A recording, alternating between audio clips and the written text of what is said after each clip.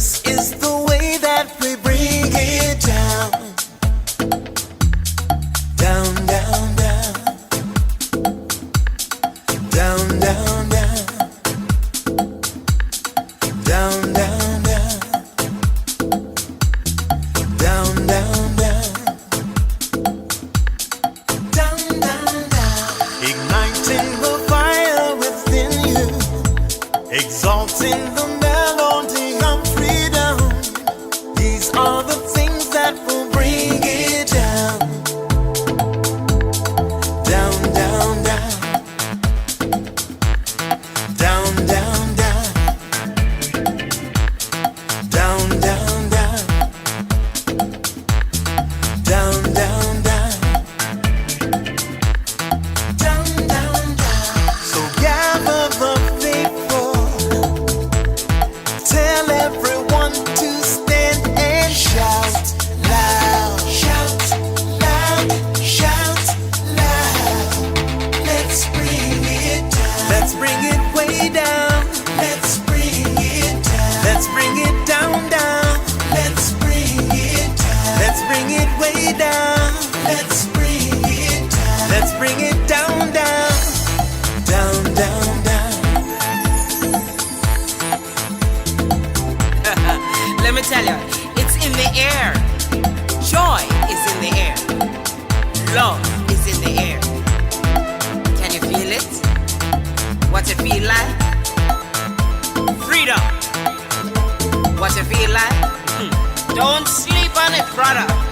You might get left, sister. Can you feel it? What it feel like? Freedom. What it feel like? Justice. No need to be counted, cause I am down. Down, down, down. Down, down, down.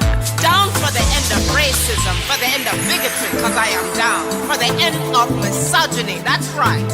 For all the isms out there, just down, down, down. Let's bring it down. Rise up, people.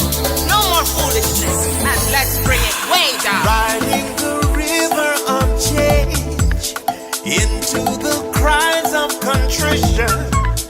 This is the way that we bring it down.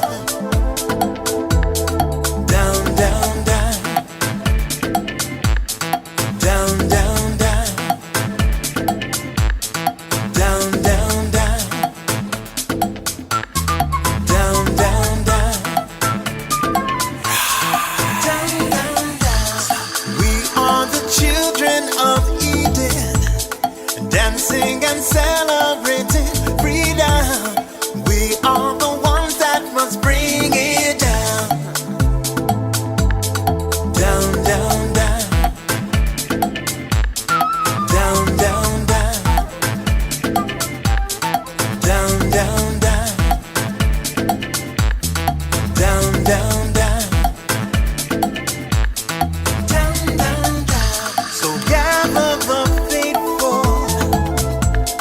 Tell everyone to stand and shout loud. Shout loud. Shout loud.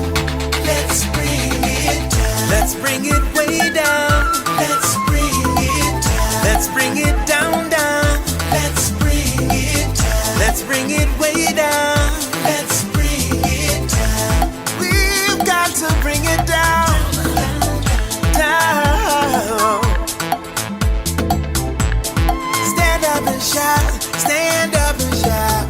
Rise together. Accountability starts now. The Eric Dawson Radio Show. Yeah. Rise up. Stand up, shouting loud. If you are not prepared to come to that table and to represent that voice, don't come. Because we don't need any more brown faces that don't want to be a brown voice. We don't need black faces that don't want to be a black voice. We don't need Muslims that don't want to be a Muslim voice. We don't need queers that don't want to be a queer voice. And if you're worried about being marginalized and stereotyped, please don't even show up. Good morning, everybody. Happy Monday. Welcome to another episode of the Eric Dawson Show.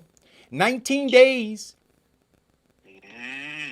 19 days, guys. Do you know what the countdown's to? The 19 days until Biden does something for black people. No, that'd be a little longer than that. 19 days. 19 days till springtime. Yes. What? Yes. 19 days until springtime. Ooh, I can't wait. I can't wait. So now that I know, like once we got under 20 days, I can deal with anything now. Bring on a 50-foot snowstorm. I'm good. What? Don't say that. Because I know I only got 19 days. You understand what I'm saying? Like 19 days. Hey, can you see your backyard yet? Like I can finally see my grass. Yeah. Yeah. Oh, Yeah, stuff is melting. Diane, listen. Eric. There's going to be a fight today. I still have a neighbor today that has a cone outside in front of their house for their parking space. Oh, Lord. Oh, Lord. There's no freaking snow. I can't. What the hell? It's like the people who keep the Christmas decorations up. So does this have a reflection on who a person is at their heart? Are they a selfish person Yes. at heart? Yes, they're selfish. They're selfish. Is that the same for a person who parks on the street when they have a driveway? Is that selfish? No, that's not selfish. That's lazy. That's lazy. Trifling. That's lazy and trifling, but it's not selfish. Right? Selfish okay. is that you now, because what the person now recognizes, and you know what, this is the people who have the cones still out, they're selfish and lazy, right? They realized that when they had the snow, they were able to, people in the community, and see, this is what gets me. People in the community were respectful enough of the fact that they dug out the snow. So all the things that I argued about early on, right? They were respectful enough that the person dug out the snow so they didn't bother them. They said, hey, you could have the parking space. Now what the person did is they took advantage of the good neighborly behavior. You see? And they said, I'm going to take advantage of you now. See, since you showed that you can be nice and you have a soft side about you, I'm going to exploit that. And there lies the issue now. Because now what you do is you harden that person who was being kind and nice and thoughtful and considerate. And so now, because of your selfish and trifling behavior, when the next time they move your effing cone after you shovel two hours, then you're going to talk about them. But you're not going to own your piece of it. The fact that you took advantage of them. See, that is my issue with this thing right now, right? So there was a demonstration and I promoted it, right? This demonstration of neighborly consideration and love and respect and value of time and all those things. I think that those things are all important. And I told you that we had that kind of ecosystem when I was a kid living on Leslie Street, right? But people didn't then take advantage of that. They were thankful that people cared enough and were thoughtful enough and everything. And they showed that appreciation by picking that goddamn cone up when there was no snow on the ground.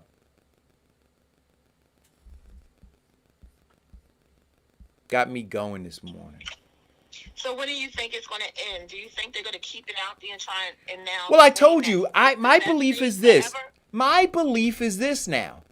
The police department, don't put it on me to now go and have a confrontation with my neighbor. The police ride up and down these streets. Fine them. Fine them. That's what the police should do. Fine them. But what they do now is they put it on the residents, right, to self-police. Right? And we saw what happened with, because there's mental illness out here, Diane. Right, of course.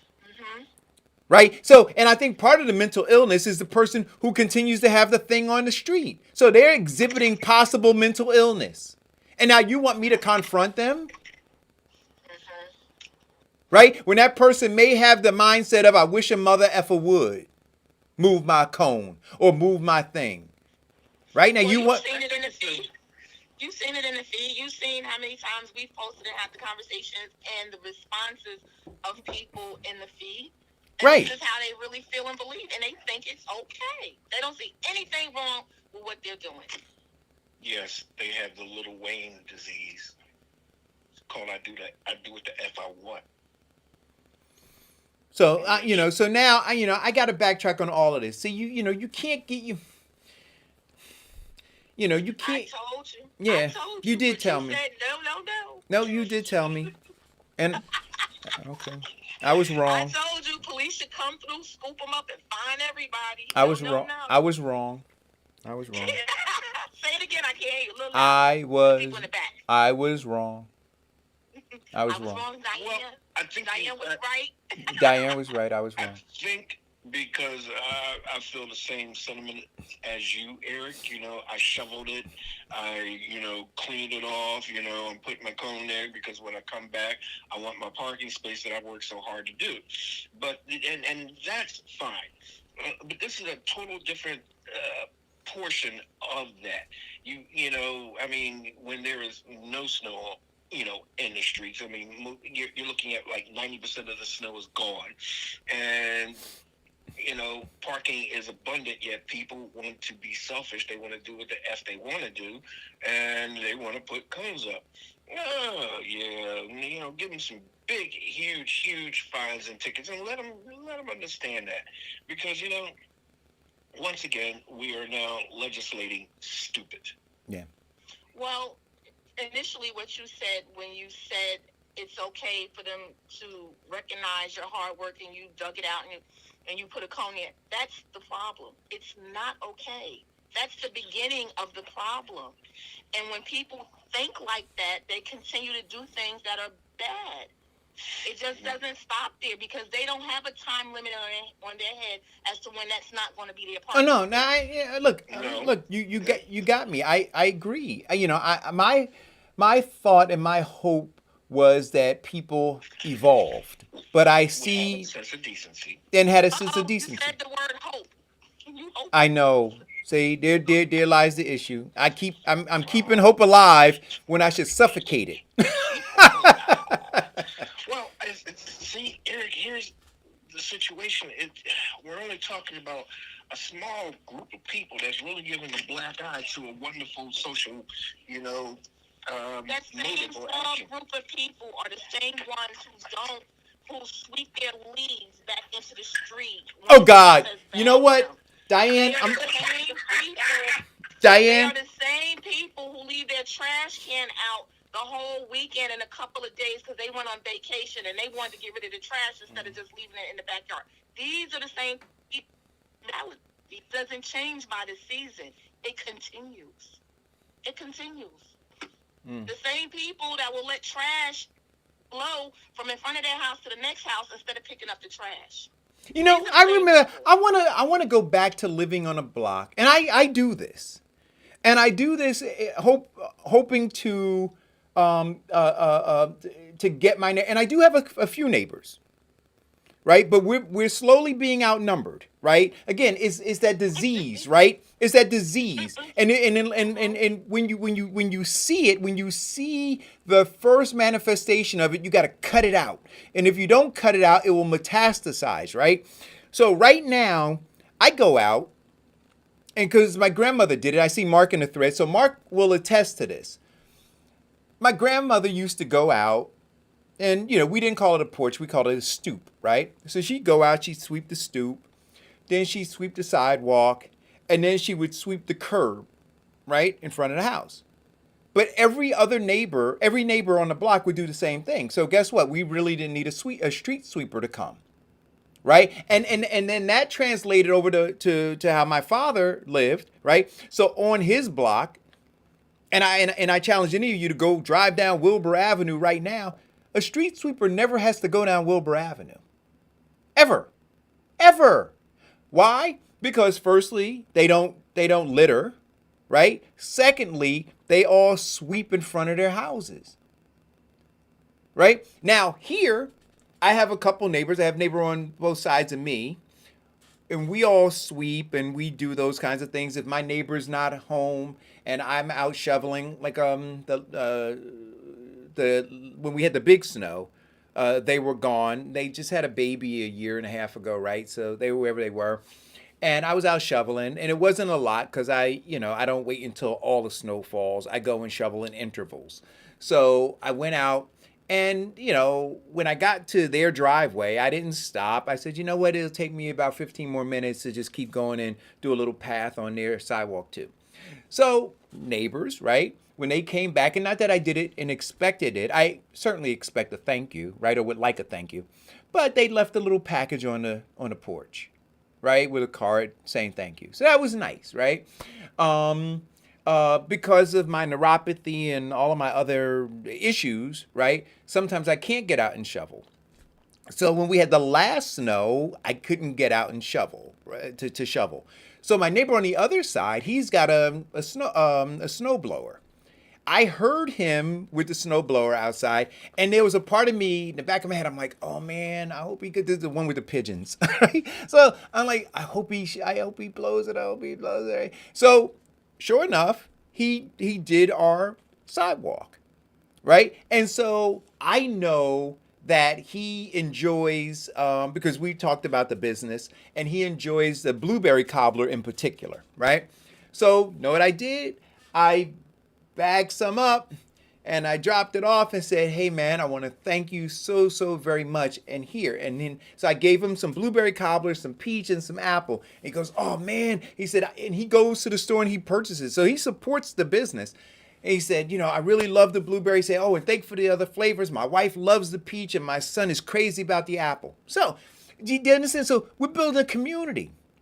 But then you got the trifling people, right? Next door to him and next door to my next door neighbor, right? Then you got another one who's less considerate and then another one who's considerate. And we got to figure out how to root it out. And maybe what we need to do, maybe what I'll do is this.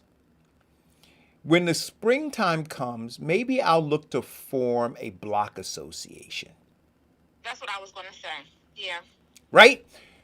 Right? Look to form a block association where now we can sit and talk internally about quality of life issues, how to maintain our neighborhood, and those kinds of things, right?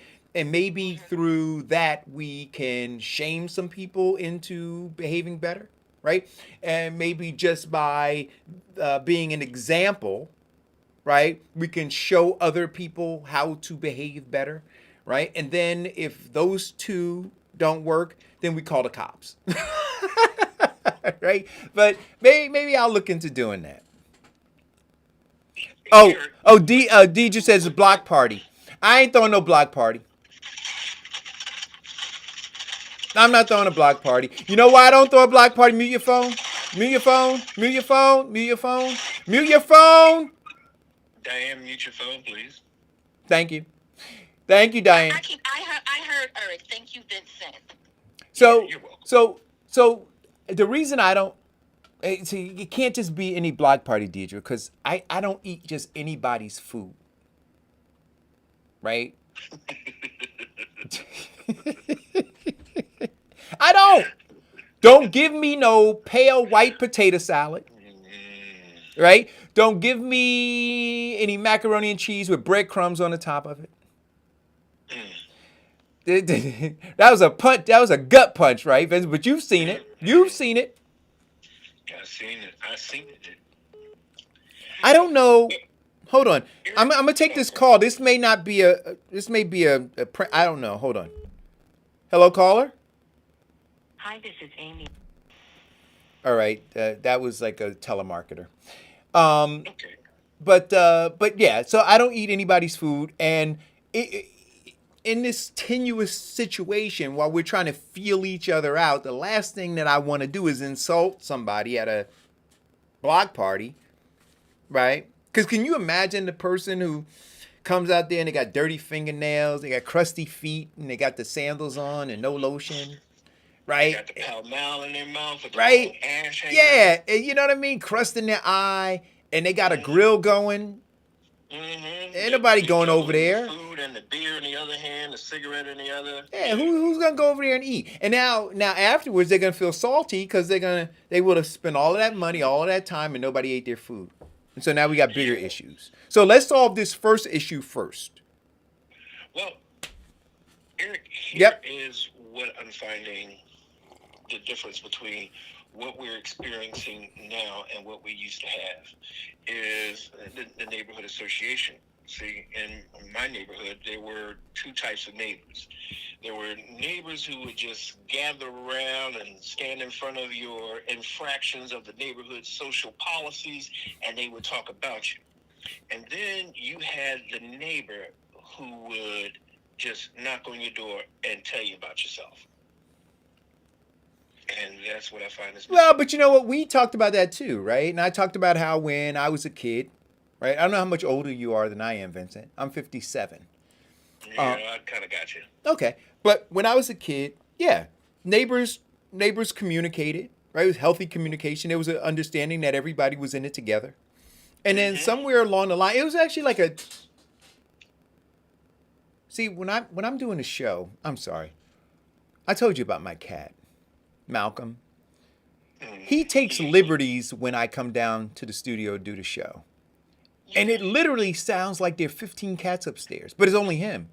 Unless he's opening the window and letting the cats from outside in. I don't know what's going on. Anyway, it was like a 2 or 3 year period, right? Where we went from being neighborly and being concerned about one another to parents saying, don't talk to my kid, don't tell my kid anything, right? To fights literally breaking out over the fact that as a neighbor, you were interested in maintaining the quality of the community. Then that all devolved. I'll tell you when it happened, Eric, when we started letting certain people move into our neighborhoods. There goes the neighborhood. When we let some of y'all come over the border into the suburbs, that's when it changed. Diane, your nose is high. When we started, Diane, your nose is high up in the air right now. Guarding our borders with our white police officers. Oh no! Wait, Diane, look, Diane's about to get a. Diane, you're about to get a nosebleed. Your nose is so high up. I'm on the border of the hood, and then it happened when we let certain folks move up in here. And I'm telling you the truth, when the price of the houses change and become too affordable for some people. That's why you get in neighborhoods. Diane, he gotta stay in count. Down goes Frazier. Down goes Frazier. That's why when you go in certain neighborhoods, that price point comes down. Woo! That's why in some communities, they got those hide behind association fees to keep some people out. This is Let's Keep It Real Monday here on the. This is Let's. And they got their little Confederate flags parked in their lawn too. This is Let's Keep It Real on the Eric Dawson Show. Woo. Yo, do you remember when Maplewood? This is during the Sharp James administration in Newark. And you had all of the carjackings and all of the crime that was going on. And where Newark borders Maplewood put up fences on those streets. They literally put up wrought iron fences to keep people out. And Sharp James, protested and talked about what an embarrassment it was. But it was exactly what Diane said. They said, listen, we see a disease and we don't want it spreading into our neighborhoods. So what we're going to do is we're going to put a tourniquet. We're going to tie it off right here, right? So it doesn't bleed into our neighborhoods. Is there anything wrong with that? We did it on our street. We blocked off the street so North people couldn't come through. So you got to go across the main street. You can't come down directly to our street anymore. We blocked it off. Is there a problem with that? Do you think They were wooden things. They're now brick walls now. So I'd like to. So for the people who are watching and who are in the thread, do you think that that's an issue? Do you think that people that if you've made an investment, you moved to a neighborhood, right, and you moved there and you invested based on the current condition of the neighborhood, right, and now you see it start to deteriorate, you complain to your legislative body in your in your Homeowners town, association. right, and then your legislative body, right, protects you and your property value by doing that. Is there something wrong with that? Look, I'll tell you this. When I lived in, Because people move into it. People who buy houses Mhm. look at the community and they buy a house because what? They want to live in a better area or something equivalent to where they came from. More so, a better area. Right. Oh, you If know you what? come in and you're driving through the town and you see, oh, this is a beautiful town. I want to live here. That's what people do. Yeah. But then you have other people that say the same thing. I want to live where it's better, but they bring their bad habits with them. Yeah. They park on. They think it's okay to park on the front lawn. Oh God, Diane. When I lived in Scott, Or they leave their cone out there in 70-degree weather. yeah, when I lived in Scotch Plains, when I bought my first house in Scotch Plains, I bought it for a couple of reasons. I loved the street. When the realtor took us down the street, it was a tree-lined street, beautiful trees, old trees, right, going all the way down. I was like, oh man, this is beautiful, you know. Within like a 5-year period, we had a lot of houses, a lot of people switched out, right? So whatever. And in that same period of time, people who moved in, they were cutting the trees down in front of their houses. And so I was like, why are you guys cutting the trees down? And know what they said? They don't want to rake the leaves. Right? Absolutely. So now, so in that period of time before I finally sold, we had fewer than half the number of trees on that block that were there when I moved there. Right? And so like there are towns like Berkeley Heights when I lived there. They have an ordinance. You can't just go cut a tree down in Berkeley Heights. Right. You have to get permission from the town. And there's a reason for that. Not just because it's aesthetically pleasing, but it's for the environment. Yeah. If you take down a tree, you should be replacing it with a different tree. You also increase the amount of heat that comes in your house in the summer without the trees. Well, not only that, but you know what? I'm gonna tell you what a big issue in Scotch Plains was. My property buttressed the Bound Brook, right? That brook. And if you remember back during Hurricane Floyd, the Bound Brook, New Jersey flooded, and there were people on their roofs. Do you remember that? And they were rescuing them through helicopters. That brook went through my property, and it would flood. And we had to have the Army Corps engineers came out several times to try to figure out how to resolve that. But the reason why it started flooding was because over on the other side of Route 22, up in Watchung, right, they built that mall. So they tore down trees. Vincent, are you there? Yes. All right. Sorry about that. So they tore down trees. But the trees they tore down, right, and they leveled it off to build blacktop, right, for parking and everything. So now all of a sudden where that water was being absorbed, right, by the ground and soaked up by the roots of the trees, that wasn't happening more. So now the water is cascading down onto Route 22, and it was flooding Route 22. And then it was coming into the sewer, and it was coming across into the brook. Right? So there are consequences when you do these things. Right? Anyway, yeah, so that's it. There was something else that I wanted to gripe So about. I'm with Trump when he says build a wall. Yeah, except Mexico ain't paying for it. I don't care about Mexico. I'm talking about my town. Build a wall. So- I mean, don't get me wrong. I had some of the same experiences living in a gated community, where you had some neighbors who were, extremely wealthy but very trifling. I mean, brown grass, leaves everywhere. They wouldn't blow it. Wouldn't call a lawn service or anything like that. So it's not just. It's people. And one thing that they say in recovery is the reason that you need to straighten yourself out, because you can, when they talk about people, places, and things, the big thing that they say about moving to people, places, and things is that you always take you with you, and not realizing that you are the problem. And a lot of people move to better neighborhoods and still experience some of the same things because they fail to realize that they are the problem. Right.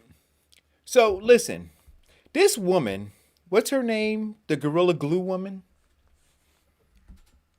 You know what I'm talking about. Jessica something. Tessica. Tessica Brown. Tessica What Brown. about it? So you see the latest, right? So there are a couple things about her, right? So she did the Gorilla Glue thing, which I thought was hysterical, right? She Gorilla glued her hair to kind of lay it down, and it became permanent, right? So It's permanent. and so, she had to have it surgically dealt with. She started a GoFundMe page, raised over 20 some $1,000s, right? I was told that she was giving a lot of that away to charities and such, which I think is a really cool thing. And then she decided to do some other stuff, right? And so it's apparent that she's got some issues, right? Some self-esteem issues and whatever, right? Because now she's talking about a mommy makeover, boob job, all this other kind of stuff, right? Gluing her hair down. She looks like she's got, like false, like colored contact lenses and all this other kind of stuff going on with her life, right? So maybe beyond this, she needs to take some of the money that she got through the GoFundMe page and go check out a therapist, maybe. But anyway, while she was working to go get her boob job, during the pre-surgery stuff, they discovered that she had lumps in both of her breasts, right? So during a mammogram. So they removed them. They're testing them for cancer. I don't know if they're cancerous yet. I don't know if they figured that out. But, through all of this, right? So it's interesting that because we don't necessarily see the beginning and end in a path, right? We want to look linearly, but the way the universe works is it doesn't work in a linear fashion, right? So her hair thing happened so that they could find the lump in her breast. Do you understand what I'm saying to you? Uh-huh. Right? The hair thing happened, and so we look at the hair thing, and it's revealing some other things. Right? It's revealing, like I said, I think that there may be some mental illness there, some other kinds of things. So it's going to reveal that too, if that's the case. But it also revealed lumps in her breast. So I hope that she's fine with that. And I hope that she takes care of the other stuff. This guy. Who said she had mental illness? Who said she had a mental illness? Diane. Thank you. Thank you. Diane. Anybody who goes to get Gorilla Glue. No, that's not mental illness. What were you going to say? No, anybody who goes to the store and purposefully purchases Gorilla Glue. No, that's not what happened. Yeah. Not what happened. Diane, she couldn't It use was in the house. She did not just go out randomly and say, I'm going to purchase Gorilla Glue. Okay. Okay. Did she put it in her hair? Did she purposefully put it in her hair? Because it's very actually similar in the marketing to the Gorilla Goop, which is actually hair product. Diane, this woman knew. Say, oh, I'm going to use this and shake this one and shake whatever. She didn't go out and buy it. It was in the house. So you're saying she can't read? What I just said is what I said. All right, I'm gonna disagree with you on that. I think that she knew that it was. I disagree too. All right. But that's not mental illness either.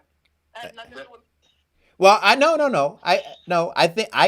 saying I think it hasn't been. She has some emotional. Right, it hasn't been. She hasn't been diagnosed. I'm not saying she's been diagnosed, but I'm saying that it may reveal that, right? Because she's doing some other things now. How do you connect one with the other? Well, because then because with mental illness, how does that correlate? Make sense, Eric? No, well, what I'm saying to you is this: when I look at her, right, she's trying to overcompensate for something. She's not overcompensating. She's a young girl who likes to do what she does, and she puts stuff in her hair, and she wears contacts. many people wear color contacts. Boob job, tummy tuck. She's got image Well, issues. that's on top of now that she's got this money, and she probably said, "Oh, I always wanted to." Right, but I'm So, saying she's got image issues. Right? I think she's got image. I think. I may be wrong. And if I'm wrong, I'll apologize again. Right? Well, then I'd have to apologize for that because I think she's got issues. I think she's got image issues. opinion. I So, think to somebody to say because they do X, Y, and Z has mental illness or insecurities is wrong. Okay. Well, look, I will risk the chance of being wrong. And if wrong, I'm man enough to apologize. But I do believe that there are some issues involved when you knowingly put Gorilla Glue in your hair. right. So, I want to move on. And then post it on social media. Right. So, what's up with this guy? Post it on social media to get help. See, when you tell a story and give your opinion about a story, you need to tell it from the beginning to the end. If you don't know it from the beginning to the end, then you probably shouldn't be giving an opinion about it. Get help. She got $20,000 when all she needed was a $20 wig and let it grow back. That's your opinion. It happened a month prior. No, she needed more than a wig. There was some real there was some to get help to remove it. yeah, there were going to be some issues, Vincent, some dermatology issues, right, because of her pores being clogged by the glue and all kinds. So it wasn't just a matter of putting a wig on this thing. They had to get that stuff off. So, but anyway, and they needed plastic surgeons. So I don't know what the cost of all of that was, right? I'm not trying to go down that rabbit hole. I just gave my opinion. The surgeon did it for free. I understand that the plastic surgeon ultimately did it for free, but nobody knew that she was going to get it done for free, right? So the whole GoFundMe page was to cover the anticipated expenses. Correct. Right. So I posted another article and I see that people are commenting, and T'Challa, aka Chadwick Boseman's character in Black Panther, right? Here's the headline. It says, Bridgerton star Reggae Jean Page to continue Chadwick Boseman's legacy in Black Panther sequel. And people, I'm just going to read 5 comments. One said, no, all caps. Another one said, I didn't know Wakanda was integrated. Another one said, fake news. Another one says his publicist is working overtime. What was the initial comment that they're making a comment on? Or the statement or the article? Well, the fact that so I'll read a little bit of the article. So, for the, let's see.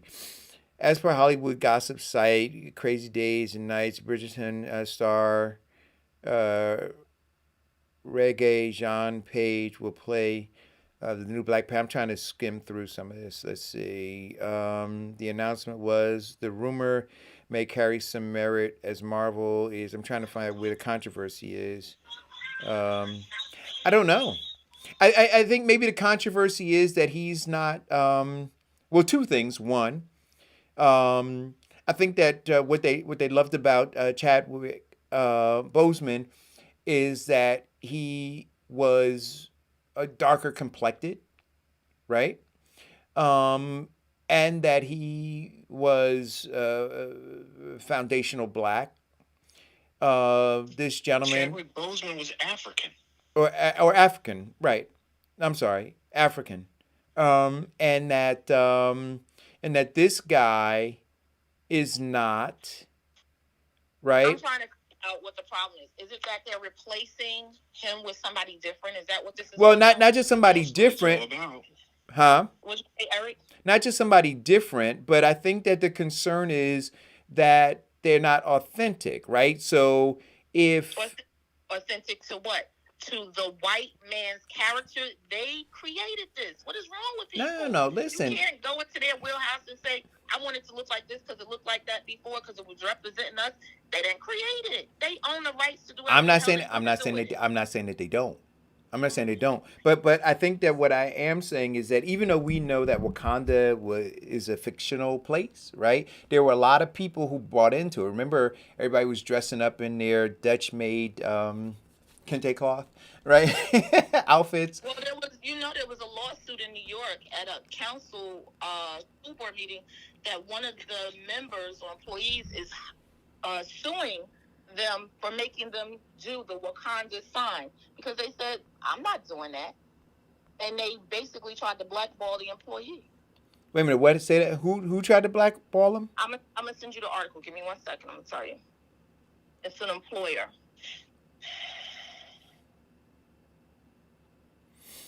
But keep going. Yeah. So right. People are buying it. So I want to go back, right? Because I just like to be correct, right? So you said that, and I wasn't sure, but I thought I was being corrected, Vincent. Chadwick was born in South Carolina. Let's see. He was born. He was born November 29th. Somebody's calling in. Hold on 1 second, caller. So he was born November 29th, 1976 in Anderson, South Carolina. So he may be a descendant of Africans, but he's foundational black. Caller, go. That was it. Okay. So I think that so correct me, Jody. This is Jody Pittman, right? Hey, Jody. So correct me. Is the concern that so we have this fictional place, Wakanda, but it was represented in its entirety, the Black Panther, as a black or African movie, right? Mm-hmm. And now you have this actor who's coming in, taking the place of the star, the cornerstone of Wakanda, if you will, right? The king of Wakanda. And this guy is, what's his nationality? He is Stephen Colbert Boseman, acknowledged his African lineage, 2000. No, that's his lineage, right? But he's American. That's what it is. Right, but no, I'm not saying who, but what Boseman's lineage is. I'm talking about the guy who's replacing him. What's his lineage? I think he's British.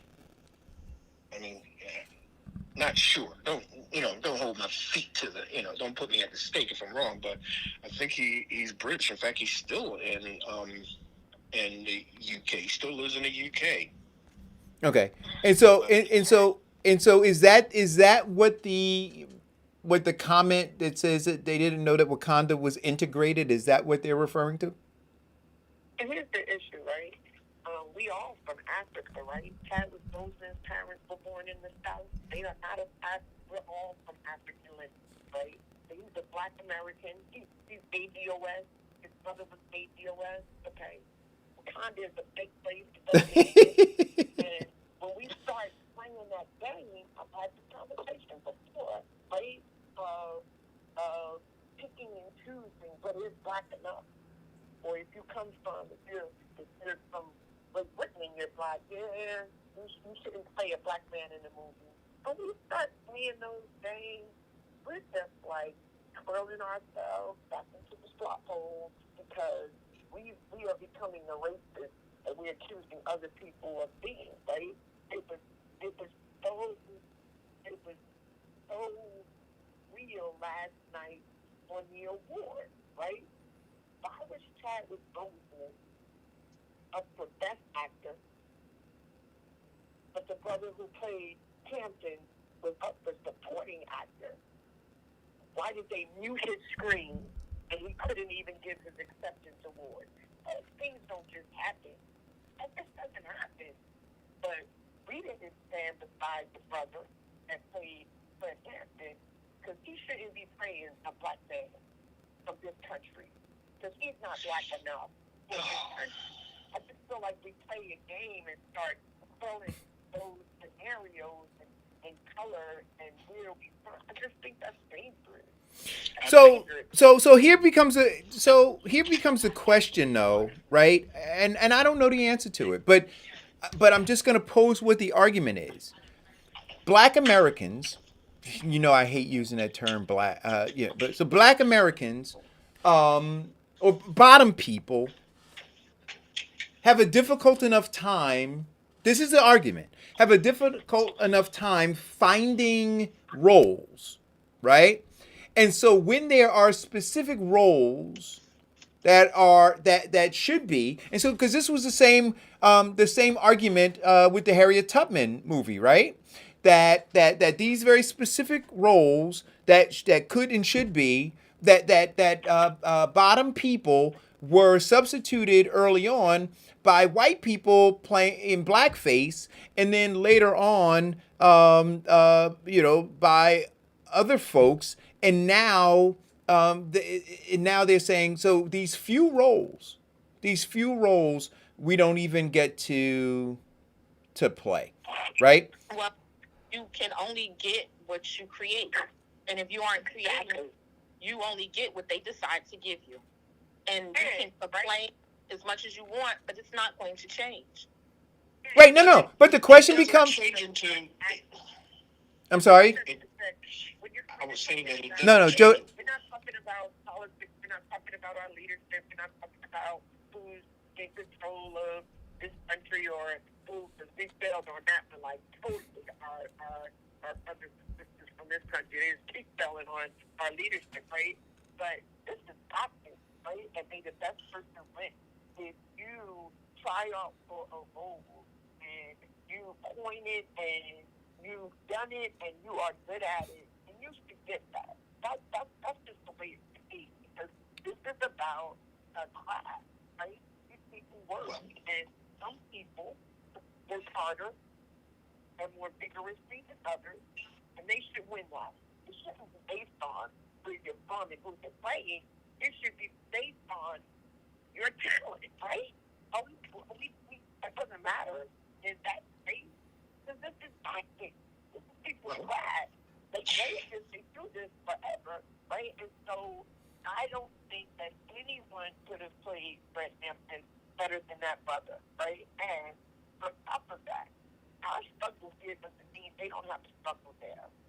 But they are listed as full press and sub-press and any other press would say, right? So, like, I just feel like that's getting into the weeds of the minutia, and we're starting, because of our struggle, to be the people that we don't like. We hate both. Well, let's dive into their argument of saying that he's not black enough. What a lot of people don't realize is that Reggae Gene was born in Zimbabwe, and he was raised there for the most part of his early life. His mother is black, and his father is white. They relocated to England, where he studied acting. So why is he not black enough to play an African? Because he's got more African in him than the man who played the Black Panther.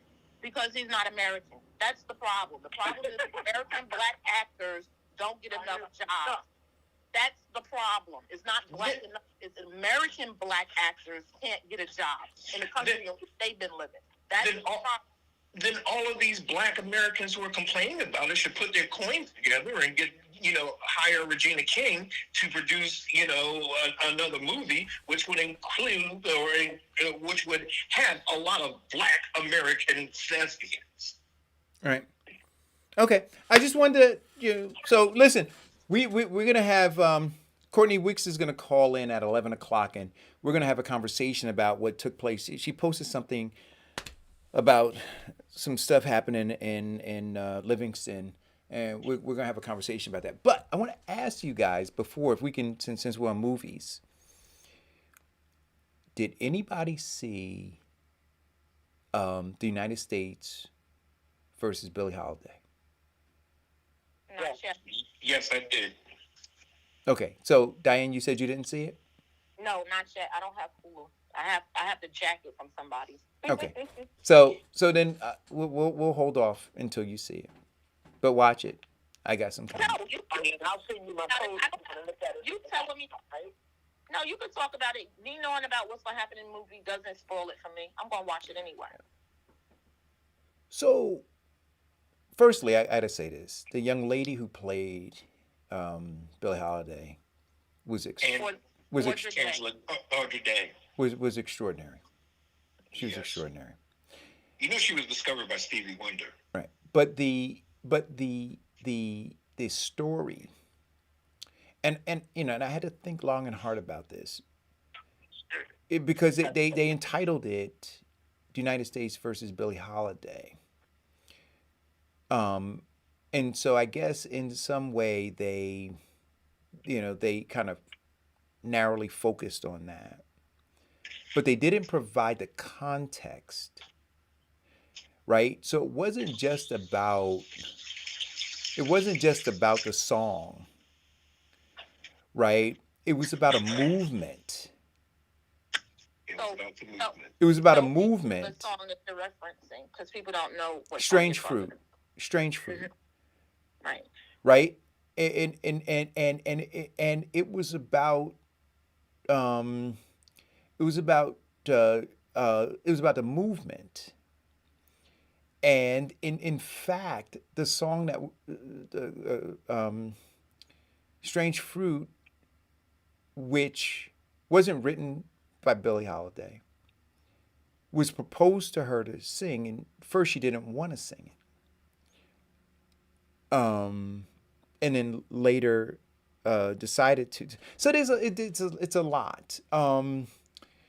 You know, I See, kind of I kind of wish, because the whole thing is more like a book, and that portion that they showed in this Netflix thing was like a chapter or a mini chapter in a much larger book, right? And so you know, and just, I mean, I don't, I like, I'm vacillating because I mean, Lee Daniels, by the title, I guess did what he was intending to do, which was to narrowly focus this thing. But in the climate, today's climate, I think that the overall tension and everything and what was going on probably deserved a broader, um, exploration of what was happening. What are you gonna say, So, Vince? so Eric, tell me, who was the president at the time when all of this was happening? Who was that? Was it Hoover or was it before Hoover? No, you had who was the president and who was in charge of the FBI? So it was J. Edgar Hoover. It was Hoover J. at Edgar the time. Hoover Okay, was that's the what I thought. And the reason why I was saying that is it's very interesting to look back now, but all of the different parts, everybody was playing a different role. You had Sidney Poitier doing stuff at the same time. You had Muhammad Ali. You had Malcolm X. You had Martin Luther King. You had Billie Holiday. Everybody was doing a part to help in a movement, which is a big difference than what we see now. So what happened to that? What happened to, like, you killed off so many, but you have the problem is still remains. Well, that's part of it, and the, as Eric always calls it, the corporation of white supremacy having its big attack dog called the CIA, and Hoover targeted Herbert Hoover. J. Edgar Hoover. J. Edgar Hoover targeted so many black people because they believed that there was going to be one black character who was going to be the Messiah to unite everybody to rebel against what they were experiencing. And one of the things, and I mean, what we're seeing now is that a lot of files have been released because it's past the date where classified has been declassified. And I mean, even with the death of the FBI agent in his deathbed confession saying that no, Hoover wanted Malcolm dead. And so, and the same thing for King and Kennedy. And that's why one of the big reasons we don't have a sustainable leadership in terms of making change and progress is just that. When the Code of Personality by a group in Living Color, they in one of their lyrics, is that because of the cult of personalities, because of the white supremacy following or people believing these loud talking, bold white supremacists who want to oppress people, because of that cult of personality, when a black leader steps up to make change, that leader dies. If not physically, then they destroy their reputation, scandalize them, radicalize them, and so that people won't believe them. And then once they get them to the point where, no one does anything for them, if they're still alive, then they kill them. Right. Well, you know what? I want Diane to see it because before this look, I thought that movie. So who won? I thought it was so fast, Diane. You thought it was what? Eric, you want to lend me your Hulu? Yeah, I'll lend you my Hulu stuff. You ready for me to give it to you? It's Had like 90 people, 90 Eric Dawson signing in the Hulu at the same time. So is this going to be like Netflix? Do I have to barter you for Netflix and you jump on the Netflix because my daughter pays for the Netflix? No, I got Netflix. I got Netflix too. She's not going to be able to use it though, Eric. Why Not on not? her television. My kids use it. Louisville and Diane and Bill's side, you won't be able to use it. And I only know this because I did mine out all. No, my kids use it. No. You can We share ours too. Yeah, my daughter in Philly uses it. My daughter in Oregon uses it. They use it. Why won't they let me do it? I don't know. When I do mine, right? So my brother, I just forget it, and so I live in Raleigh. He lives in my Oxford, and whenever he tries to go on, he says to him, "Don't he have to move?" Which would take, you know what I mean? Would take whatever that. Yeah, I don't know. Well, my girlfriend told me I could do Hulu, the trial, the free trial, and then I can watch it. So I will make that a thing. I will watch it tonight, I promise, and then we can talk about it tomorrow. Got it. Yeah, I'll watch it tonight. All or right. in fact, I may watch it while I'm sitting here in the office, There you go. But yeah, okay, so we'll discuss it. So- go ahead. New book that I'm reading. Here we go. Oh God. Here we go. What are you reading now, Eric? Where do we go from here? Dr. King. Okay, that's the next book. That's gonna be Martin Luther King. I'm going to put that book up. Where do we go from here? Book, and it's due April. What's today? April the 1st. March 1st. Let's do You want to do a Thursday still, or you want to do the? No, we could do it Thursday. Okay, so let's do the first Thursday, April 1st. Right. And so Okay. what made me choose to read it? It was a book that was on my list, but it was further down on my next book to read. But I was compelled to read it because I was sent a link yesterday to watch I guess you call it a town hall or whatever it was, right? And Roland Martin and Butter biscuit. yeah, Butter Biscuit, right? And And the Reverend from Reverend Jefferson, Yeah. I was gonna say Jefferson. right? Reverend Jefferson, and who else was a part of that? Mark Morial from the Urban League, and Ryan Haygood, and Chamber of Commerce. right. So they were all in this thing, right? And the title of it was a nationally syndicated talk show, and the discussion was racial and economic justice, right? Mm-hmm. Now, some of the things that they talked about, in particular, they were talking about the pension fund in New Jersey, right? And I forgot how many billions of dollars, right? And a lot of bottom people contribute to Ryan that. Hayward, Jacob, No, I just mentioned all those people, Wather, right? Mark, Yeah, and but Roland Rice. Ron Rice, Senator Ron Rice. Ron Rice. Right. Yes. So they were talking about the pension fund and the money that bottom people contribute, but we have no say so in in anything, right? In where that money goes, like what percentage of that money goes to black banks versus goes to other banks, whether or not bottom people, because of the contribution that they make into the pension system, whether they have access to capital, right, for businesses, when we know that access to capital from the banks that profit from the interest from this money give loans to other people, right? So they were talking about that kind of stuff. Some of it is high level stuff, and they were talking about trying to drill down on it. And some of it may be worth considering, but I'm just considering the sources, right? Not necessarily the language right now, right? And so when I look at people like Roland Martin, and I look at people like Mark Marial, I look at Ryan Haygood, I look at all those people, and I look at Pastor Jefferson, I say, all these folks have cut deals before, right? They've all sold out the black community, right? And so I don't want to hear from you. You need to go away. And the biggest thing, the biggest thing for me, and I went, please mute your phone.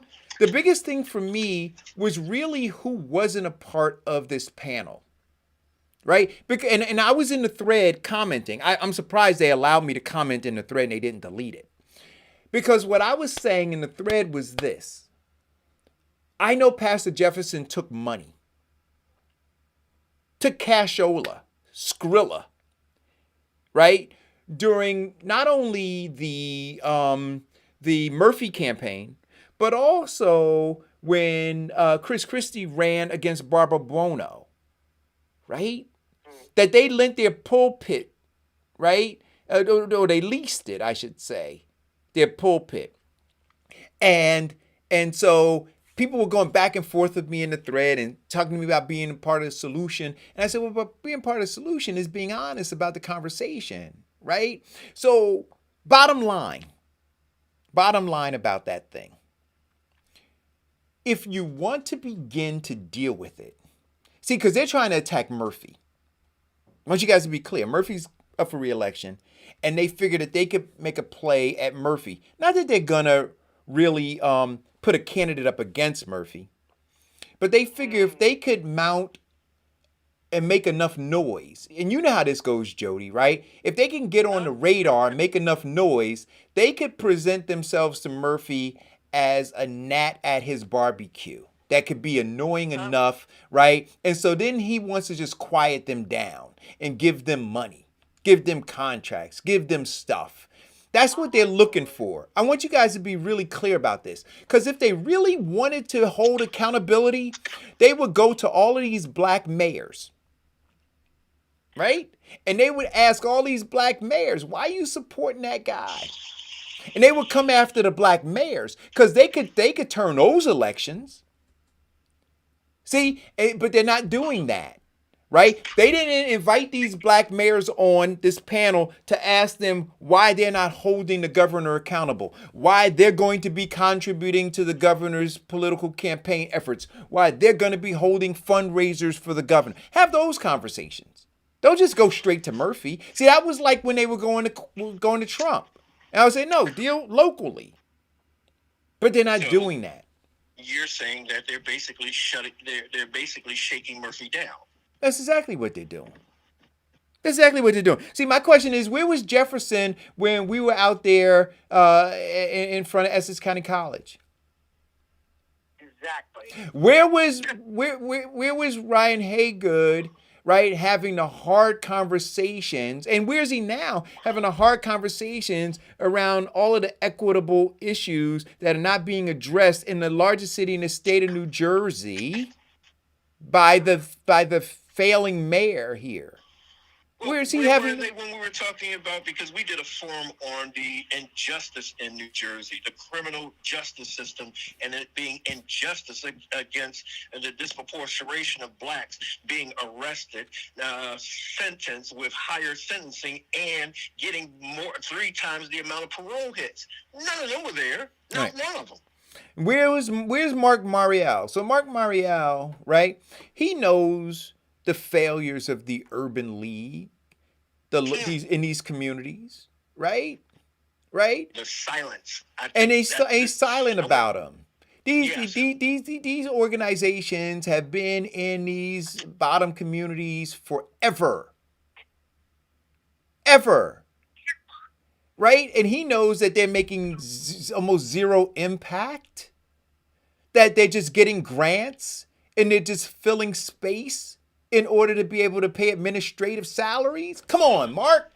And well, see, getting grants is part of their silence. They don't want to bite the hand that feeds them, so they don't speak truth to the power that is oppressing them. Right. So I can't. I said this is a completely dishonest conversation that they're having. And so what we saw from, what do you call him, Diane? What's your nickname for Roland? Butter biscuit. Butter Biscuit Down. You saw slave catchers and Negro whisperers. That's what you saw yesterday for those of you guys who. And then I had a friend of mine who was texting me, go, Eric, please stop. Please stop. You sound angry. Be a part of the solution. I said, listen, I've been in this thing too long.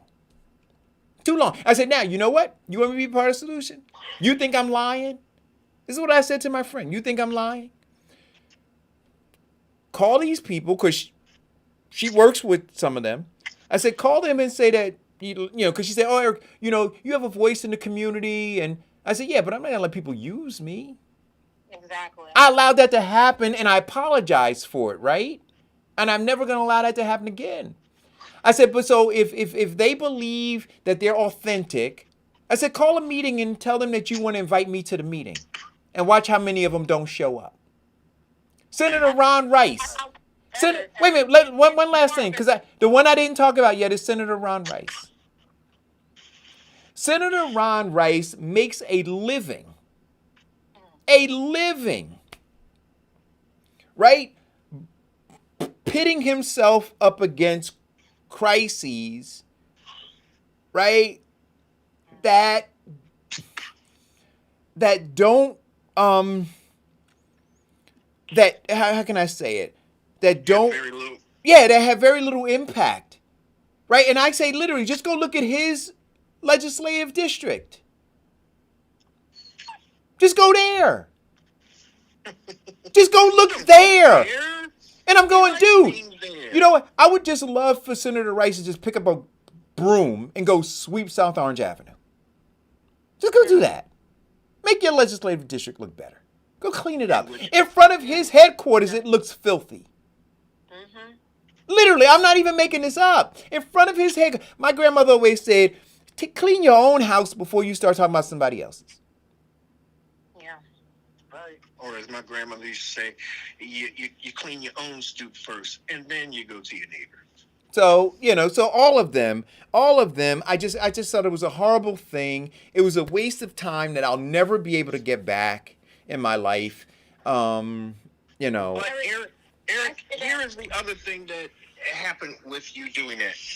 It also has given you a great deal of experience, a great deal more of discernment in terms of candidates and endorsing, and more of keeping that same energy but getting the right candidate to accomplish the job.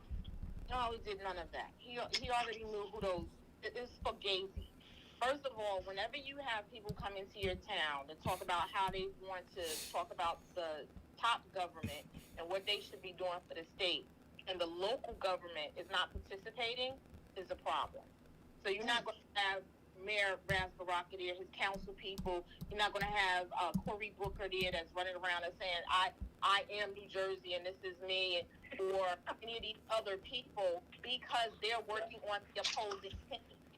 And that's where your discernment comes in for people who don't know. You hear Al Charlatan talking about X, Y, and Z all the time. But he wasn't on this call, and he wasn't affiliated with them. You know why? Because he's working with Murphy. He's working with Murphy. These are the people who are not working with Murphy. Right. And you got to understand, they want to be in the game, right? So they want to be in the game. Right now, they're being shut out, and they want to be in the game. They want to be relevant. So listen, my sister in the fight, Courtney Wicks, is going to be calling in a minute. I want to read what she posted first, right? And then she'll give context. Oh, this may be her. Hold on. Hello, this is Eric. Hey. me. This is my sister in the fight, Courtney. Hey, Courtney, would you indulge me and allow me to read, or would you like to read what you posted yesterday before we give context to it? Why don't you go ahead and read it, because it's not in front of me. Okay, so here we go. So Courtney Wicks posted this. She said, on the last day of Black History Month, I thought I'd talk about a set of discussions I had on a Livingston group on Facebook about the legacy of the first U.S. governor of New Jersey, William Livingston.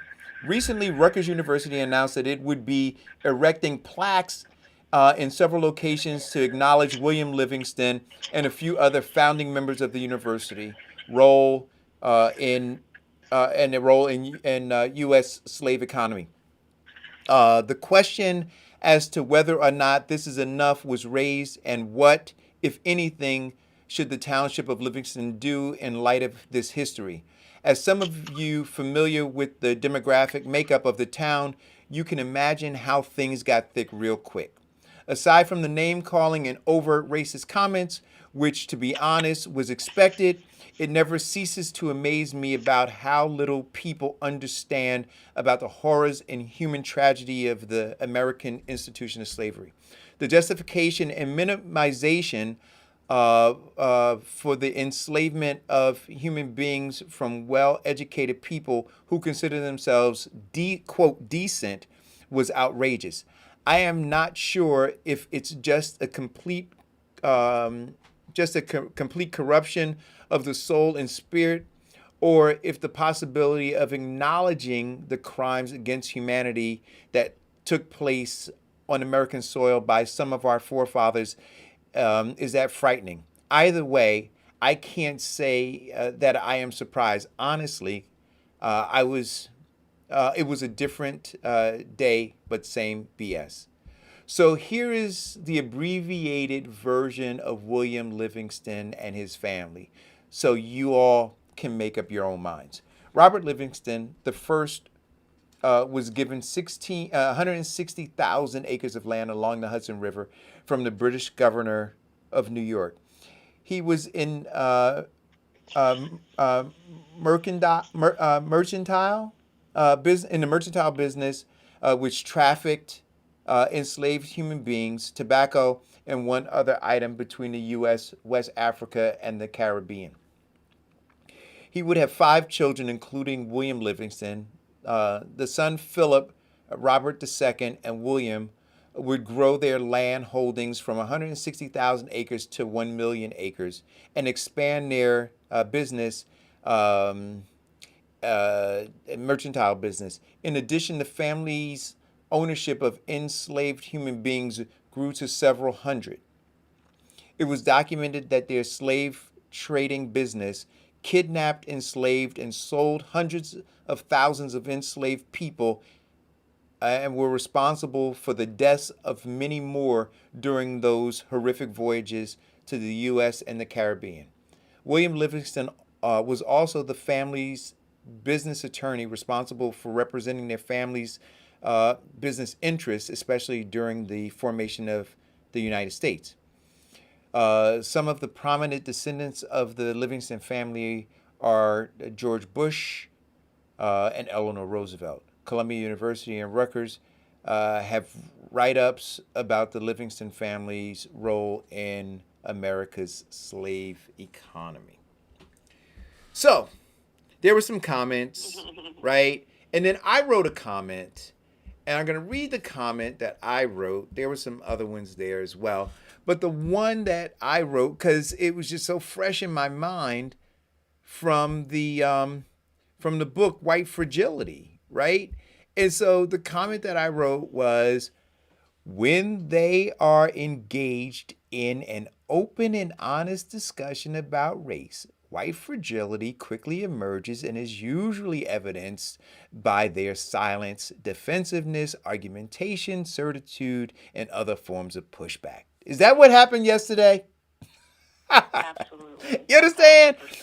See, these are all social forces intended to prevent us from obtaining the knowledge needed in order to engage more productively. These powerful forces function to hold the racial hierarchy in place. So that's what they were all there to do. They were not there to engage in an open conversation. We just got to be clear. They were there, and their actions were fully intent on holding the racial hierarchy in place. That's right. So when I read that, I was like, wow. See this, yeah. Anyway, so go ahead, sis. Welcome to the show. Thank you. Yeah, talk about Pleasure. talk about what's going on up there in Livingston. Though you causing some, yeah. It's actually not just me this time. We have a group in Livingston called Livingston Justice, and it consists of a lot of people in the community across racial lines that are just working on tackling a number of issues up here in the community. It was initially launched to address really some of the racial tensions in the high school and in the public school system. An Instagram page was formed by Black Livingston students, as well as Black alumni of Livingston Public Schools, documenting their experiences with racism in the school system, as well as in the community. And so this group is formed. It's a secret group, so you can't really find it on Facebook. You'd have to be a friend of one of ours, and we would have to send you an invite, primarily because we had a lot of racist trolls in the community, and people actually got very concerned about their safety. So we rooted those people out, and then we hid the group, and we pretty much, there's about 500 people or so in the group in town, so it's relatively large. And so, we've been doing a series of things in town, and the other day, the issue of William Livingston was raised by a former Superior Court judge that lives here in town, asking the question, first of all, are the plaques enough at Rutgers University? And what should the town, if anything, consider doing in light of this new history? And so, it spiraled out of control really quick. There's a few primary agitators in town, and usually I've kind of steered clear of engaging with them because it's really meaningless. They don't want to do any type of self-reflection. They don't want to change. They're just really just there to kind of stomp the ground with some of these really barbaric and disgusting and cruel ideas that they now call politics. So, but in this case, it was unavoidable, given a couple of things. One, the misinformation. Two, I couldn't let stand the minimization of slavery. Like, it was like, hey, it was normal at the time. So I don't know why we were trying to, assign or hold accountable figures of the past for deeds that were completely normal back then. And so that was kind of like the recurring comment, recurring theme. And then the other thing, and I think I sent this to you in Messenger, Eric, the other thing was like, stop, Black people, y'all need to stop blaming, white people for your problems and take responsibility for your shitty lives or whatever.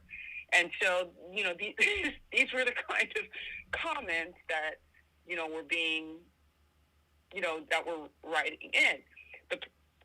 I don't think they expected anyone black to chime in, because the way that they were conversing in this one group, which is the largest group in town, it's got about 6,000 members that are part of this group, called L Town Lowdown or whatever. And so when I wrote in, as a black person, and, held his comments, challenged his comments, and really by challenging his comments, it challenged his character, because who would ever say that slavery of any time, of any era, is a normal thing to do to people? you Right. know? And, do you fully understand what was taking place during that time, See, because here's a challenge.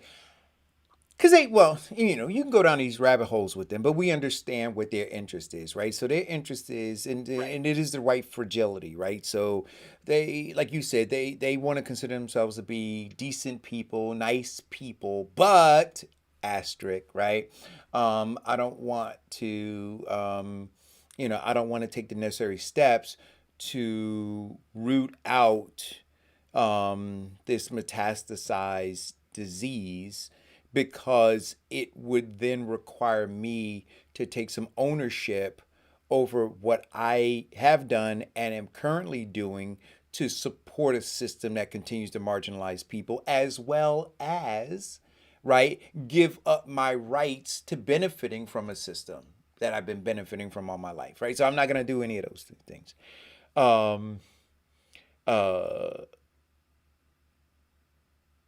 Yeah. I just I don't I it's crazy. Like I'm just literally sitting here just trying to wrap my in 2021 we're going through all of this stuff. Well, and I think the other thing too is, they were trying. The other point that they were making was that, William Livingston only had he brought two enslaved people to New Jersey because they were really a New York family, Right. And I'm like, guys, it was a family estate, okay?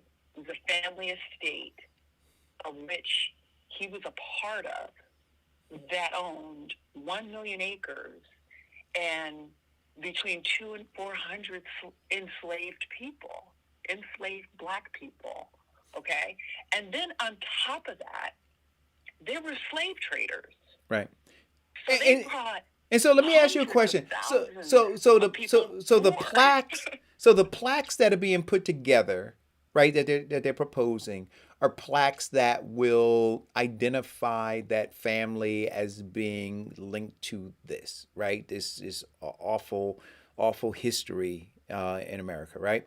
And the question I think you're asking is whether these plaques are enough, whether there should be something else that's done. The plaques aren't enough at Rutgers because what they did is they isolated the man from the family, as if he, they were trying to make a distinction that, he was, well, first of all, they labeled him an abolitionist, which I think is barbaric. I just think that's completely wrong. He supported the 3/5 clause.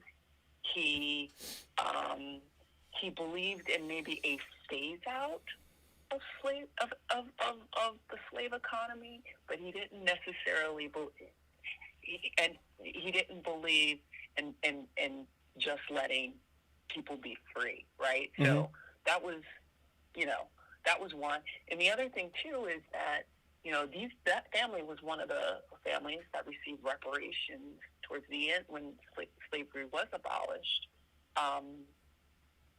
For their ships, for their slave trading business.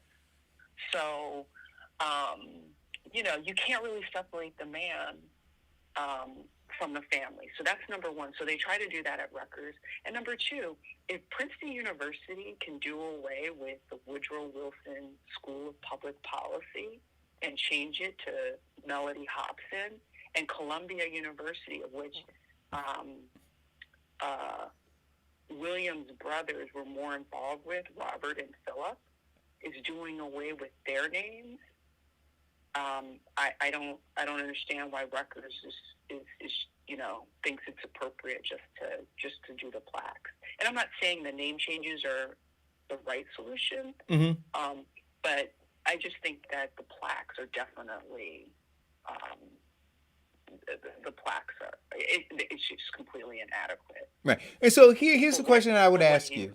Did. So here's the question I would ask you. If you, and look, I mean, I don't know how far you're going to get, but certainly enlisting the black churches throughout New Jersey, right, with a petition, asking them to sign a petition, right, to be on your side, to lend their voice and their influence, right, to go to black elected officials, right, ask them to lend their voice and all this stuff, and organizations, the NAACP, the Urban League, IYO, and keep going with all these different organizations, to target all of them and say, hey, listen, you guys are there, right? And then when you go read through their mission statements in terms of the organizations, or with the elected officials, right, you go through the literature when they ran for election and what they ran on, right, and the pastors in these churches, what they say they advocate and support. It would seem that going to them and saying, hey, sign this petition, sign this letter of support, and then not just put your name on it, right, but identify places that should be called, right, emailed, and that letter is sent to, in order to to bring bigger light to it. Right.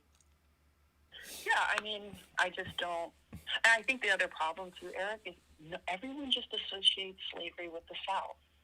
So I think that's the other revelation that's really irking a lot of people up this way. Mm-hmm. Is that what do you mean New Jersey?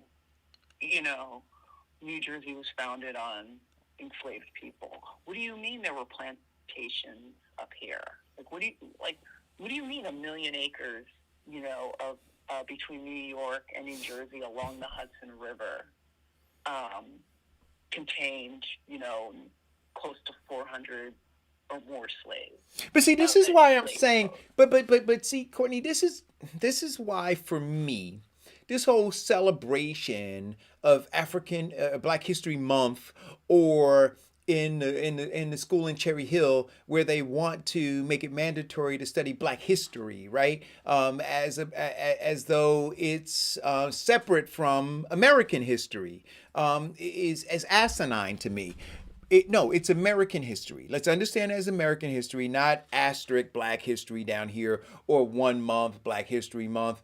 Let's make it an all-encompassing thing, so we're having the broader conversation about America, right? And we don't give people the opportunity, right, to bifurcate these two things, right? And to say, well, that's their opinion because it's Black history, right? And so that's what they're saying. But here's American history. How do you have both? Wait, what does it say? It said you can't serve two masters, right? You either love one, hate the other. So how do you have both in the same room? How do you have this false American history, right, that you're teaching, right? And then you have Black history, which would conflict, right? So in one case, you're teaching this stuff out of this book, or out of these books, and you're saying this is correct, and you're having folks take tests and exams, right, on it, and you're grading them on it. And then over here, there's another book that would refute a lot of what's in here just on its foundation. I don't. It doesn't make sense to me. So and that's why I keep saying we gotta attack the curriculum in a much bigger way, because then there'd be less likelihood, Courtney, of your grandchildren being confronted with the same white fragility and ignorance that you were confronted with when you talked about it. Do you see what I'm saying? But because these folks, they were brought up in a system, right, that socialized them to believe what it is that they were spewing. And that has to change, because right now their children or their grandchildren are coming up in that same system. Right. And in fact, if your neighbors, your black neighbors, are not careful in monitoring what's being fed to their children through the school system, they're coming up through the same system too, to believe that they're inferior, that they should be marginalized, right? Or that for them to have these horrific thoughts about the history of this country, that there's something wrong with them for doing that, right? That they're guilted into believing that you should sweep this under the rug. And if not, and if you don't, then somehow you're overly radicalized. It's crazy. This is 2021.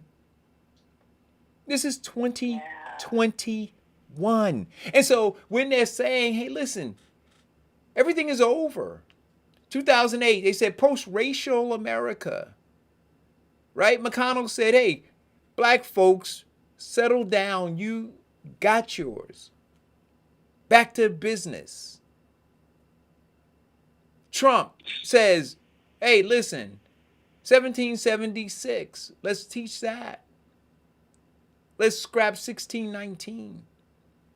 Biden says, restore the soul of America. Even with the whole 1776 stuff, I mean, let's talk about George Washington for a second. They love to glorify him. I mean, he was a barbarian. That story about how his teeth were made of wood and all this other stuff. No, those were human teeth that he ripped out of the mouths of enslaved human beings. Yeah. He owned hundreds of slaves, and he raped and fathered tons of enslaved women and fathered children with them. And then his son did the same thing. Yeah. And so for the person who said to you, well, why are we making a big deal out of it? It was normal back then. Well,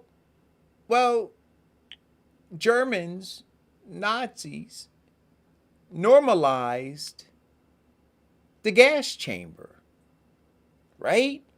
So is that same person saying we shouldn't have that conversation because back then they normalized it?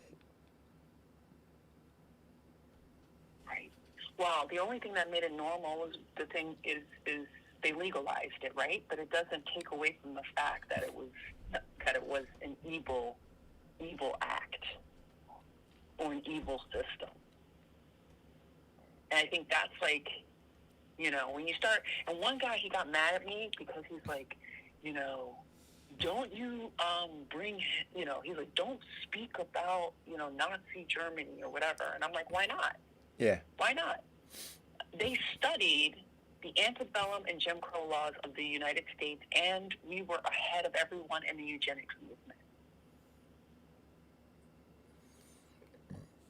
One crime became the blueprint for other crimes against humanity. So are you saying one is we should never forget that one, but it's okay to forget the one that actually was the blueprint for the one you don't want everybody else to forget. So, these evils can't go unchecked because and do it to another group, and then the stain never leaves. It's, it doesn't leave. And unlike these other cases, people fled these countries. They fled. You hear stories about, persecution, people being persecuted in all these different places, and they become refugees and they flee.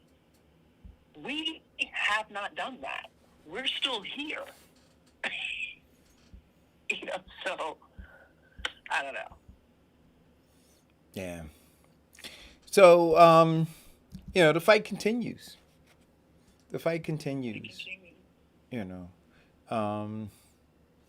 Wow. So much stuff to do. I don't know, Courtney. You left one city and went to another city. They're going to put a mark on you. I know, right? And you know what? I said, I'm like, I'm not getting involved in another goddamn thing in another place. And that's a good point that you brought up about talking about the Jewish, the Holocaust and stuff like that, because that was in a part of the book that we just finished reading before. Caste system. They talked about how Hitler studied what was happening here in the United States and how he brought some stuff over and said when he was killing Jewish people and some stuff he said, nah, that's too much. I don't want to do that. But he was doing other stuff. So it makes a difference in when people say, why do you talk about this and why do you talk about that? Why does it matter? Because these people duplicated across the country. If we don't stop it, it will continue to go on to the next country. We had apartheid in Africa. It doesn't stop. People, regenerate these bad ideas. And then when they think that people are pushing back, they make it a law to protect themselves and their bad behavior. Right. That's right. And a lot of it is just like sheer corruption of the spirit and the soul and greed, right? When you start to read about William Livingston, just read about his biography, and all the stuff he did, and,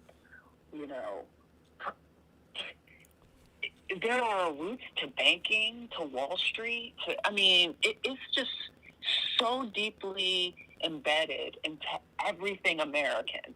Everything. And Wall Street. Everything. Bonds, stocks, insurance. All started from the creation because of slavery. Because they wanted to protect our bodies in case they killed us, they could get paid off of us dead too. Right. That's right. Right. And Eric, to your point, I remember the other show you were talking about we the people, and whether or not we were considered we the people, and we were considered property, and everything they did was about protecting property rights. That included black bodies. Yeah. So there's a lot of work to do. Yeah, we got. Can I ask Courtney a question? Sure. Hi, Courtney. How are you? This is Jody. Hey, Jody. Good to hear your voice. Listen, Courtney. So, do you believe that we are in a racial reckoning right now?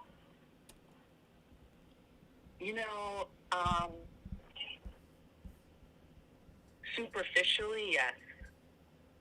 Okay. I think we as a people are doing the work, right?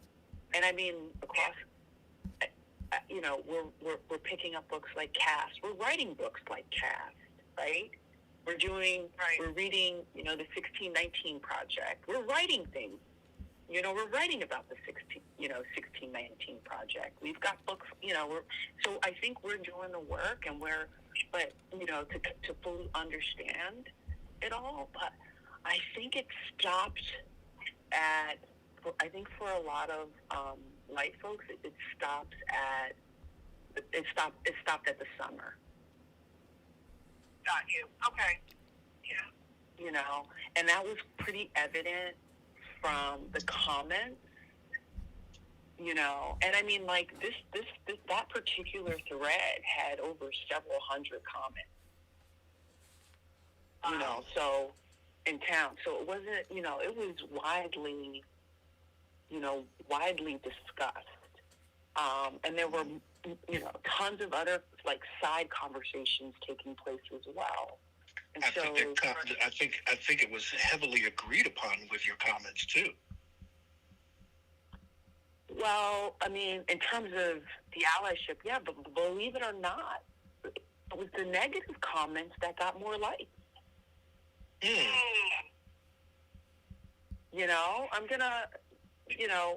was the negative comments that got more likes. It was, I think, the disheartening part about it. I'm actually going to post, when I get off of here, a picture, a meme, a guy, one of the comments, so you can see, because we're actually, our group is screenshotting everything because some of these people want to run for office. Mm-hmm. So we're keeping kind of a catalog of what people are saying and how they're saying it.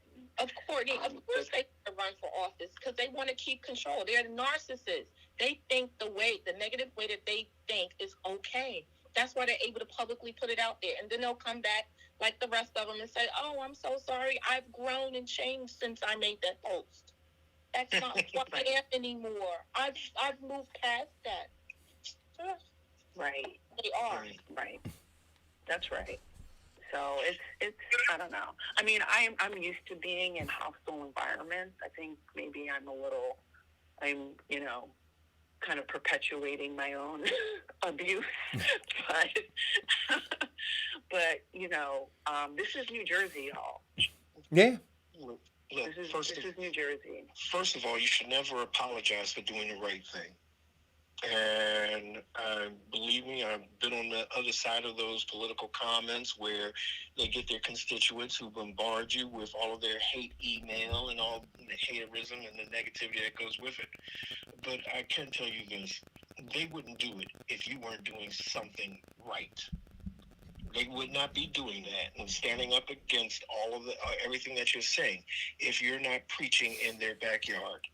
They say that, if you throw a rock, the one who yells the loudest is the one who got hit. And they got hit hard by you. So keep up the fight. Don't let that discourage you. Keep up the fight. Because the community and the country needs more people like you, willing to stand up and speak truth to power, willing to actually discuss the hard issues that they keep shoveling under the table, willing to go beyond what the common man has the intestinal fortitude to do. So, no, you are a hero to the community, and don't let them change you. Yeah. I got another question for Courtney. Yep. So, Courtney, I'm sure you're aware of it, right? So, I don't know if everyone else is, but as of late, there's been some movements, right, via the quote-unquote Republican Party to ensure that we have not the right to vote, right? I think it's the Attorney General in West Virginia has actually started an organization. I forget the name of it. That is basically fighting any laws or any movement to make it easier for Black and brown folks to vote. And so last Thursday on the Joy Reid show, she had the chief of staff of Joe Biden on, and she asked him, she posed it just the way I just did to you, that these are movements. There's a movement in Atlanta, Georgia, by the legislature to make it even harder for Black folks to vote. And she said to him, so is this a priority of the administration to do something to stop this? She talked about the H.R. 1 bill on the Voting Rights Act, and she talked about the H.R. 4 John Lewis bill.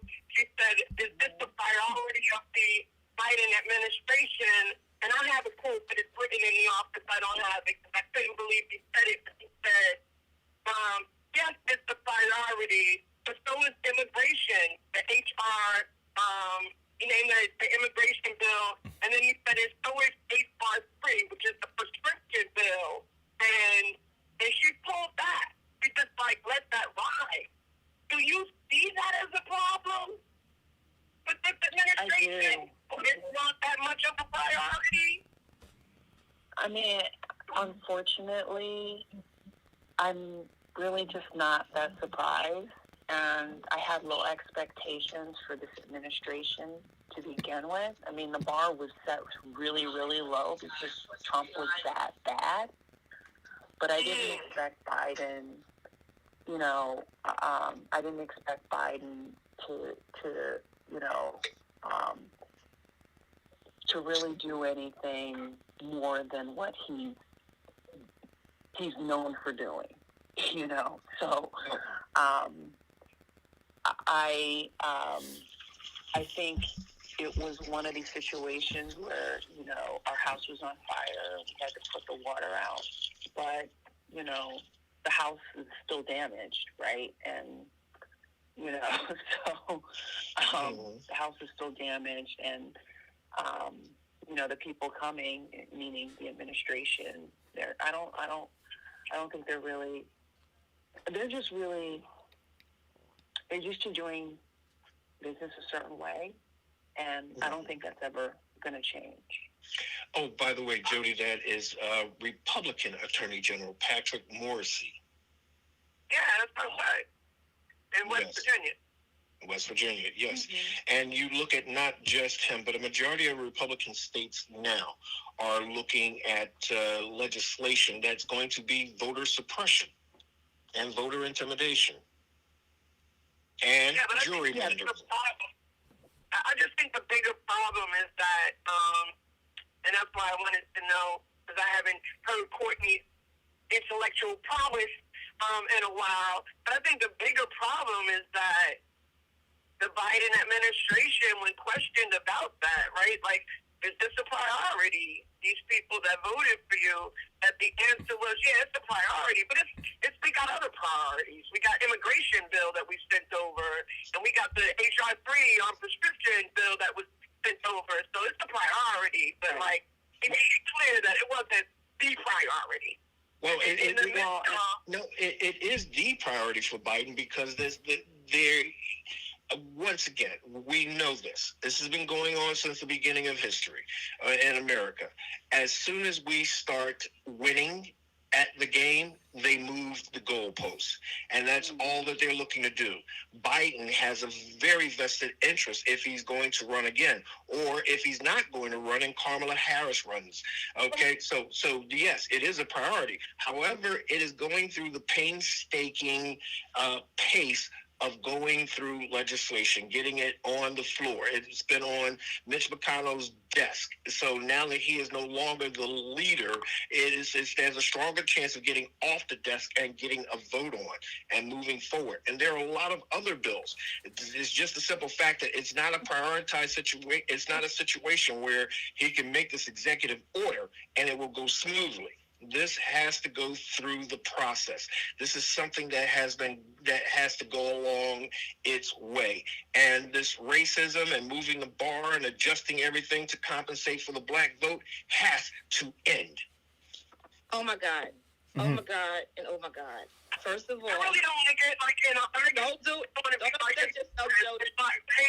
But I just told you what the Biden administration said. He said, oh, it's a priority, but it's not our only priority. Immigration is the priority. Prescription is the priority. So is it a priority? Yeah, but is it the priority? No. And so that was my only point or the clarification that I needed. So please don't say that it is the priority for the administration, because I just told you that the administration... No,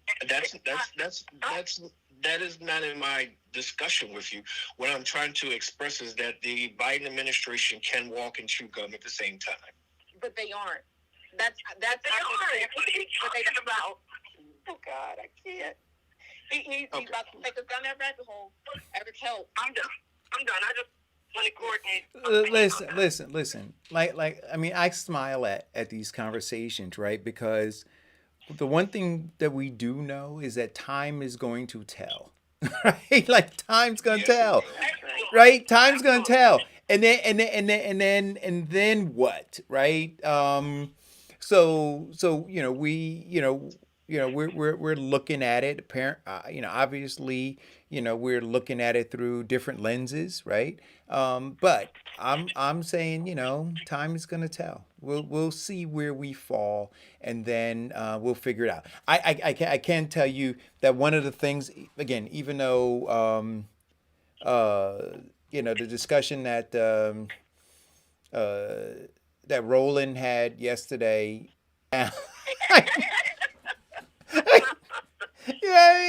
I call him a lard biscuit because I never liked those, right? So, but Yes. but to but one of the things that I brought up in my discussion in the thread was this idea of us, you know, stopping identifying ourselves as Democrats, right? And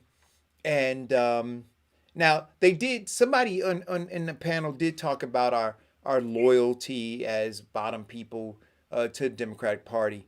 But I think only when we do that, right? When we stop being just blindly loyal, will we be able to see objectively, what's going on. So. Right. Well, and I don't think that we're there yet. And I we're, think we're only talking about 38 days. So let's look and see what happens. Oh, God. Yo, question. What do y'all think? Because we got like 7 minutes to go. They made a golden idol. Of Donald J. Trump. Yo, they Mm. they actually went and then people were going there kissing it. They were kissing it. They were taking selfies with it. Oh gosh. I said to myself, see, so the question you just asked, Jody, the question you asked Courtney, right? All you need to do now is look at what happened when they scaled the walls, right, down in Washington, and how they're idolizing Donald Trump now, right? And in fact, they said, I think was it Donald Trump's son who said that they should change the name to TPAC. That's right. Right? That's right. Don, would you understand this now? They and then wait a minute, and then My problem is that they are fighting ferociously, strategically. and they wait a minute, and not only are they fighting ferociously and strategically, they are unashamedly organizing right in front of us. Right in front of us.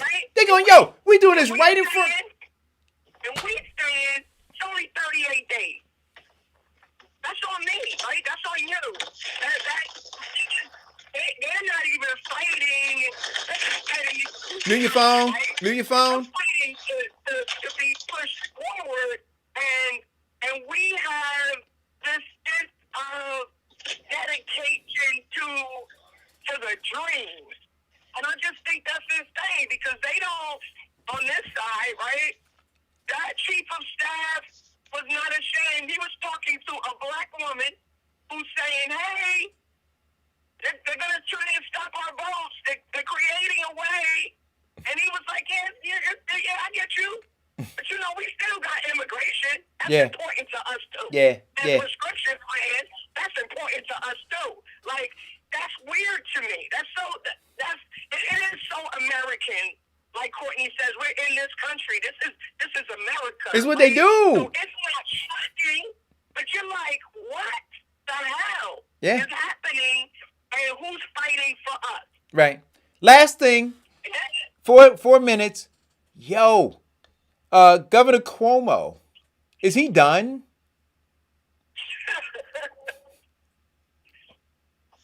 He should be.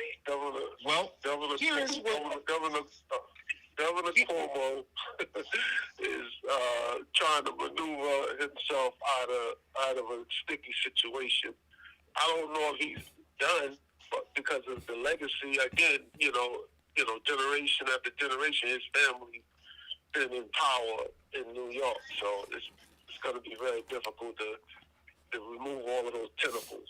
But Mike, but my question is this, right? So for all of the people, the Cory Bookers of the world, who ran to the aid of these women, right? Who were accusing Kavanaugh of sexual assault and misconduct, and all these other people, right? Where are they now coming out defending these women?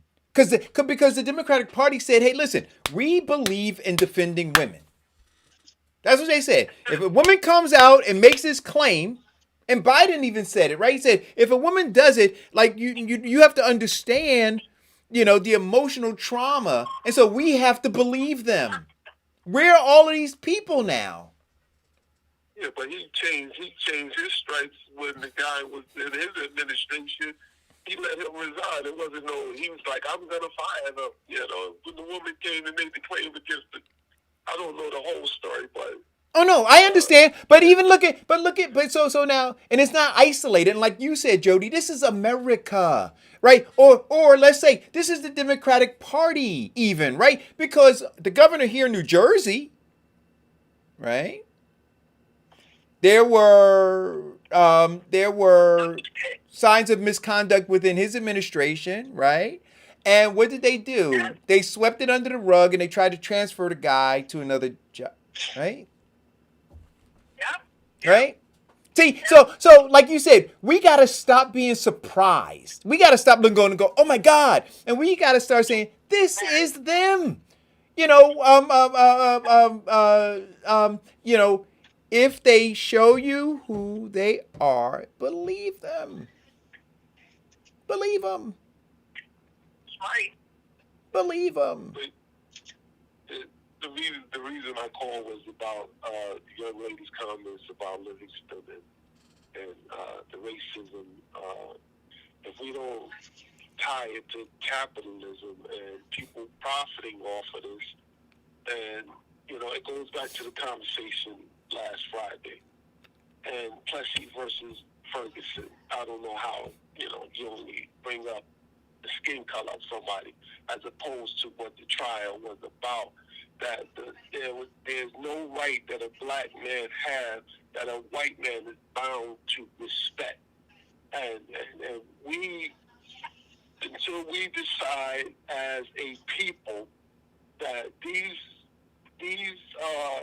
legacies and past that haven't been corrected is at the forefront of our everyday problems today, we're gonna keep having the same argument, and everything is tied to capitalism and profiting off in humans and oh yeah, we got to get these poor immigrants in here so we can capitalize off of them too. They jumped the line over your problems, even though you voted an administration in. See, in the corporate media, you can't expect somebody to hold